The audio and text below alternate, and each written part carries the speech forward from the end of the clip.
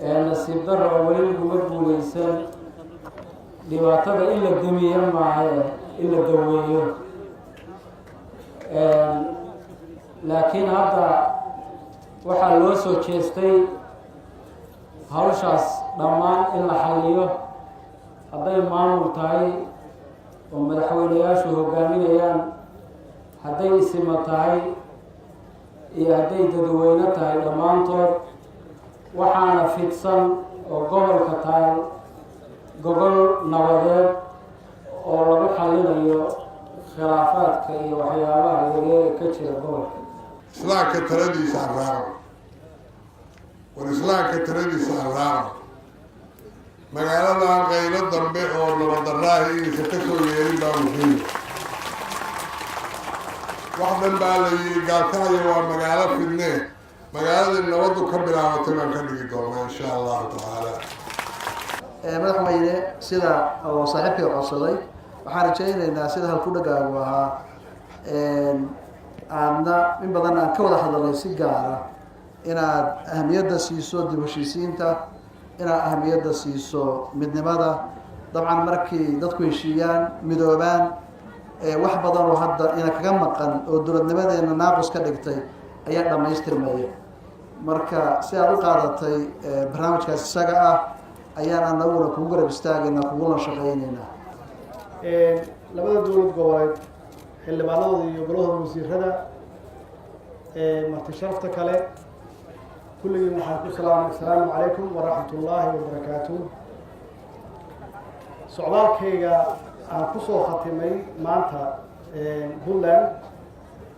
wuxuu ahaa socdaal aan ku raadinaynay dib u heshiisiin dib u heshiisiintaana waa waxaa runtii muddo dheer aan wada sugayna kulligeen kulli soomaalida oo dhanna ay ku taaminaysay haddii dib u heshiisiin la helo nabad baa la helay haddii nabad la helana horumar yaa la gaaray marka meesha keliya aan odhan karo inay tahay inaan ka bilaabno dib u heshiisiinta waxay igu muuqatay inay tahay magaaladan gaalkacyo oo runtii xalka in laga bilaabo mudan meel la yidhahdo checkpointiyada laga soo gala magaalada meel waxaa jirta la yidhaahdo caano ka dhan xabadaa lasu haystaa marka caano maahee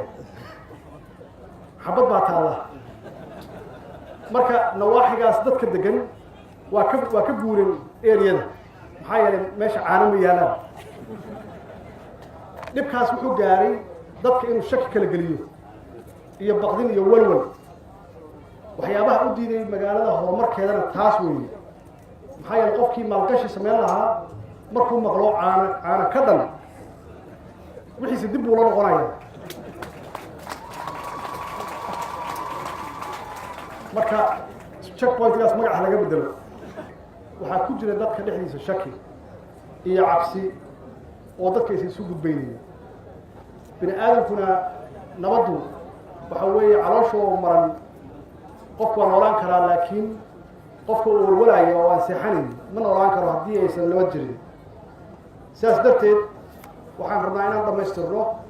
isagoo islaamku uu horseed noo yahay hormood noo yahay salaadiinta kale oo la shaqaynayaan culamaa diinka iyo siyaasiyiinta labada dhinacba in magaaladan ay noqoto magaalo rugti ganacsiga ee gobolada dhexe ah oo ganacsigii iyo maalgashigii u yimaado dhalinyaradu ay shaqo ka helaan